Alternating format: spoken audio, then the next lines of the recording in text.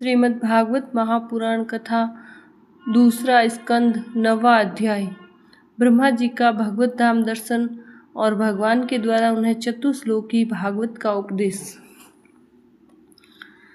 श्री सुखदेव जी ने कहा, परीक्षित, जैसे स्वप्न में देखे जाने वाले पदार्थों के साथ उसे देखने वाले का कोई संबंध नहीं होता, वैसे ही देह आदि अतीत अनुभव स्वरूप आत्मा का माया के बिना दृश्य पदार्थों के साथ कोई संबंध नहीं हो सकता। विविध रूप वाली माया के कारण वह विविध रूप वाला प्रतीत होता है, और जब उसके गुणों में रम जाता है तब यह मैं हूँ, यह मेरा है, इस प्रकार मानने लगता है। किंतु जब यह गुणों को श्रुब्ध करने वाले काल और मोह उत्पन्न करने वाली माया, इन दोनों से परे अपने अनंत स्वरूप में मोह रहित होकर रमण करने लगता है, आत्माराम हो जाता है, तब यह मैं मेरा का भाव छोड़कर पूर्ण उदासीन गुणातीत हो जाता है। ब्रह्मा जी की निष्कपट तपस्या से प्रसन्न होकर भगवान ने उन्हें अपने रूप का दर्शन कराया और आत्म तत्व के ज्ञान के लिए उन्हें परम सत्य परमार्थ स्वरूप वस्तु का उपदेश दिया। वही बात मैं तुम्हें सुनाता हूँ।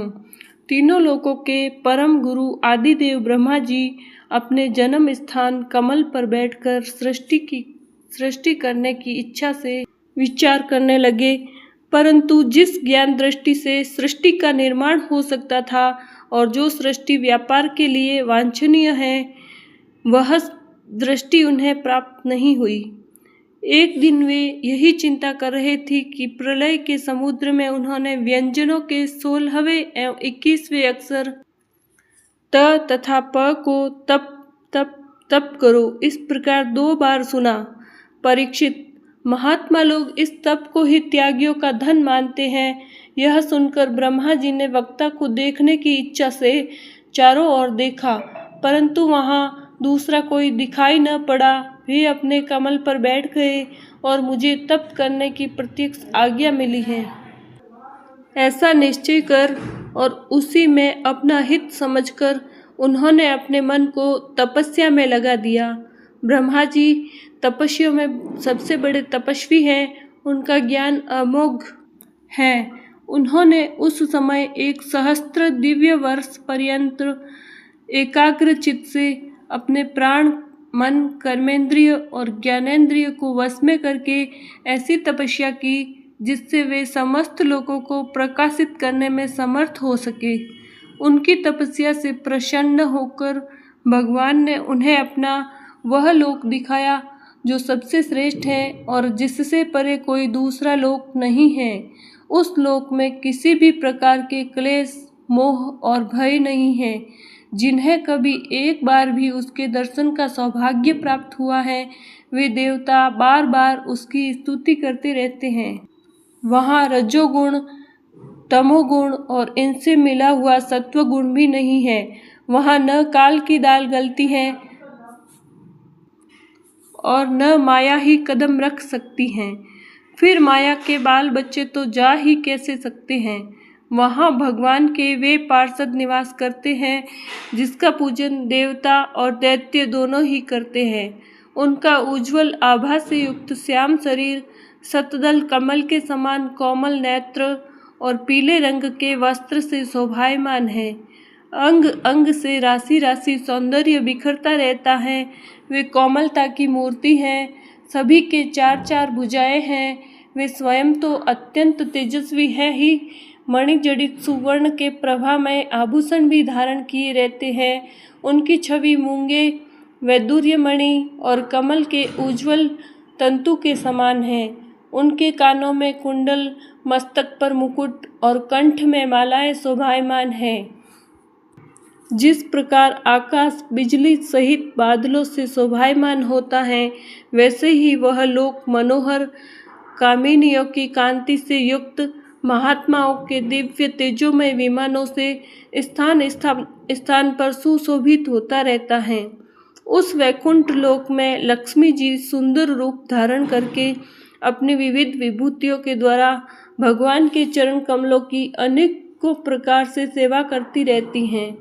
कभी कभी वे जब वे झूले पर बैठकर अपने प्रियतम भगवान की लीलाओं का गायन करने लगती हैं, तब उनके सौंदर्य और सुरभि से उन्मत्त होकर भंवरे स्वयं उन लक्ष्मी जी का गुणगान करने लगते हैं।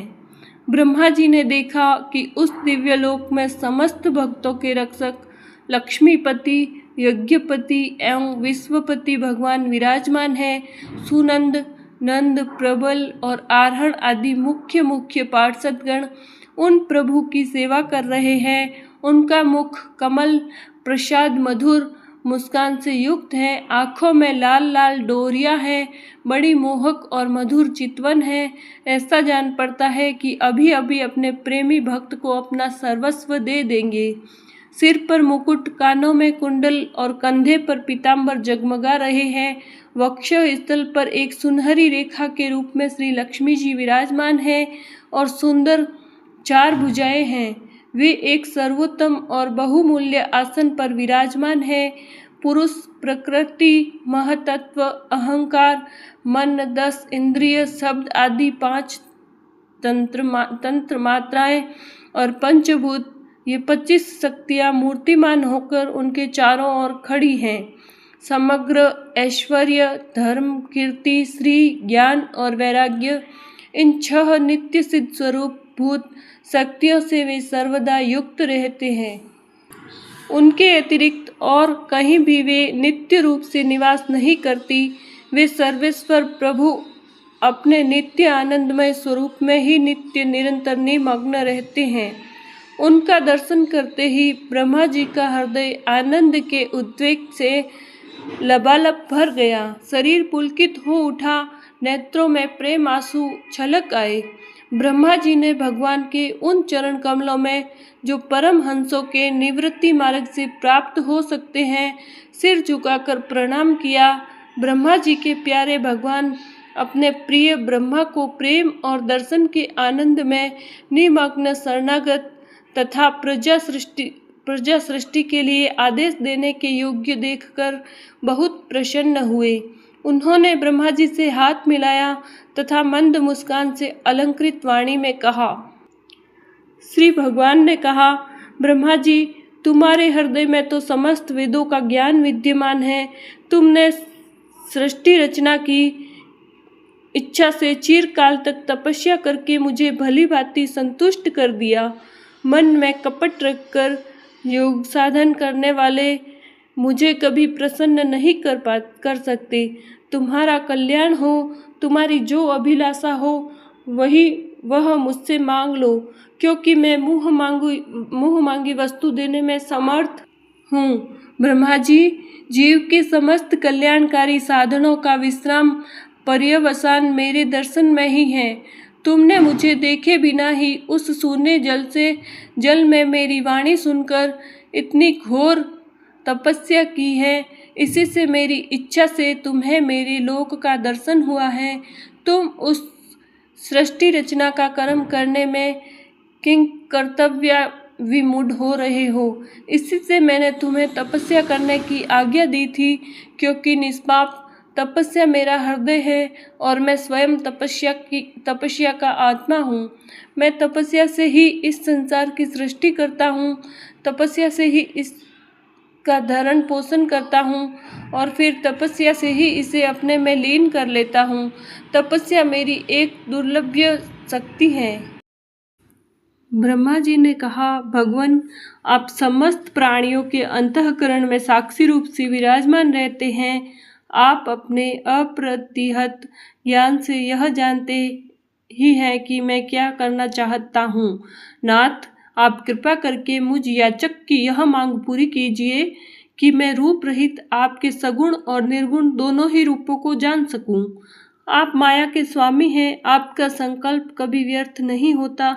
जैसे मकड़ी अपने मुंह से जाला निकालकर उसमें क्रीड़ा करती है और फिर उसे अपने में लीन कर लेती है, वैसे ही आप अपनी माया का आश्रय लेकर इस विविध शक्ति संपन्न जगत की उत्पत्ति, पालन और संहार करने के लिए अपने आप को ही अनेक रूपों में बना लेते हैं और क्रीड़ा करते हैं। इस प्रकार आप कैसे करते हैं? इस मर्म को मैं जान सकूं, ऐसा ज्ञान आप मुझे दीजिए। आप मुझ पर ऐसी कृपा कीजिए कि मैं सजग रहकर सावधानी से आपकी आज्ञा का पालन कर सकूं और सृष्टि की रचना करते समय भी कर्तापन आदि के अभिमान से बंध न जाऊं। प्रभु, आपने एक मित्र के समान हाथ पकड़कर मुझे अपना मित्र स्वीकार किया, अतः जब मैं आपकी इस सेवा सृष्टि रचना में लगूं और सावधानी से पूर्व सृष्टि के गुण कर्मानुसार जीवों का विभाजन करने लगूं, तब कहीं अपने को जन्म कर्म से स्वतंत्र मानकर प्रबल अभिमान कर बैठूं। श्री भगवान ने कहा, अनुभव, प्रेमा भक्ति और साधनों से युक्त अत्यंत गोपनीय अपने स्वरूप का ज्ञान मैं तुम्हें कहता हूँ, तुम इसे ग्रहण करो। मेरा जितना विस्तार है, मेरा जो लक्षण है, मेरे जितने और जैसे रूप गुण और लीलाएं हैं, मेरी कृपा से तुम उसका तत्व ठीक ठीक वैसा ही अनुभव करो। सृष्टि के पूर्व केवल मैं था, मेरे अतिरिक्त न स्थूल था, न सूक्ष्म और न तो दोनों कारण अज्ञान। जहाँ यह सृष्टि नहीं है वह मैं ही मैं हूँ, और इस सृष्टि के रूप में जो कुछ प्रतीत हो रहा है वह भी मैं ही हूँ, और जो कुछ बच रहेगा वह भी मैं ही हूँ।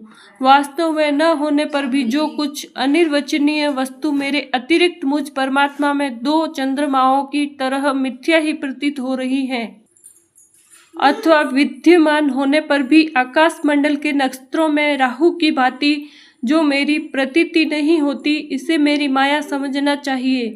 जैसे प्राणियों के पंचभूत रचित छोटे बड़े शरीर में आकाश आदि पंच महाभूत उन शरीरों के कार्य रूप से निर्मित होने के कारण प्रवेश करते भी हैं और पहले से ही उन स्थानों और रूपों में कारण रूप से विद्यमान रहने के कारण प्रवेश नहीं भी करते, वैसे ही उन प्राणियों के शरीर की दृष्टि से मैं उनके आत्मा के रूप से प्रवेश किए हुए हूँ और आत्मदृष्टि से अपने अतिरिक्त और कोई वस्तु न होने के कारण उसमें प्रविष्ट नहीं भी हूँ। यह ब्रह्म नहीं, इस प्रकार निषेध की पद्धति से और यह ब्रह्म है इस अन्वय की पद्धति से यही सिद्ध होता है कि सर्वातीत एवं सर्वस्वरूप भगवान ही सर्वदा और सर्वत्र स्थित है। वही वास्तविक तत्व है जो आत्मा अथवा परमात्मा का तत्व जानते हैं। उन्हें केवल इतना ही जानने की आवश्यकता है। ब्रह्मा जी, तुम अविचल समाधि के द्वारा मेरे इस सिद्धांत में पूर्ण निष्ठा कर लो। इससे तुम्हें कल्प कल्प में विविध प्रकार की सृष्टि रचना करते रहने पर भी कभी मोह नहीं होगा। श्री सुखदेव जी कहते हैं, लोक पितामह ब्रह्मा जी को इस प्रकार उपदेश देकर अजन्मा भगवान ने उनके देखते ही देखते अपने उस रूप को छिपा लिया। जब सर्वभूत स्वरूप ब्रह्मा जी ने देखा कि भगवान ने अपने इंद्रिय गोचर स्वरूप को हमारे नेत्रों के सामने से हटा लिया है, तब उन्होंने अंजलि बांधकर उन्हें प्रणाम किया और पहले कल्प में जैसी सृष्टि थी उसी रूप में इस विश्व की रचना की। एक बार धर्मपति प्रजापति ब्रह्मा जी ने सारी जनता का कल्याण हो अपने इस स्वार्थ की पूर्ति के लिए विधि पूर्वक यम नियमों को धारण किया। उस समय उनके पुत्रों में सबसे अधिक प्रिय परम भक्त देवऋषि नारद ने मायापति भगवान की माया का तत्व जानने की इच्छा से बड़े संयम, विनय और सौम्यता से अनुगत होकर उनकी सेवा की और उन्होंने सेवा से ब्रह्मा जी को बहुत ही संतुष्ट कर लिया। परीक्षित, जब देवऋषि नारद ने देखा कि मेरे लोक पितामह पिताजी मुझ पर प्रसन्न हैं, तब उन्होंने उनसे यही प्रश्न किया जो तुम मुझसे कर रहे हो। उनके प्रश्न से ब्रह्मा जी और भी प्रसन्न हुए। फिर उन्होंने यह 10 लक्षण वाला भागवत पुराण अपने पुत्र नारद को सुनाया, जिसका स्वयं भगवान ने उन्हें उपदेश दिया था। परीक्षित, जिस समय मेरे परम तेजस्वी पिता सरस्वती के तट पर बैठकर परमात्मा के ध्यान में मगन थे, उस समय देवऋषि नारद जी ने वही भागवत उन्हें सुनाया। तुमने मुझसे जो यह प्रश्न किया है कि विराट पुरुष से इस जगत की उत्पत्ति कैसे हुई, तथा दूसरे भी जो बहुत से प्रश्न किए हैं, उन सब का उत्तर मैं उसी भागवत पुराण के रूप में देता हूँ। बोलिए श्री कृष्णचंद्र भगवान की जय।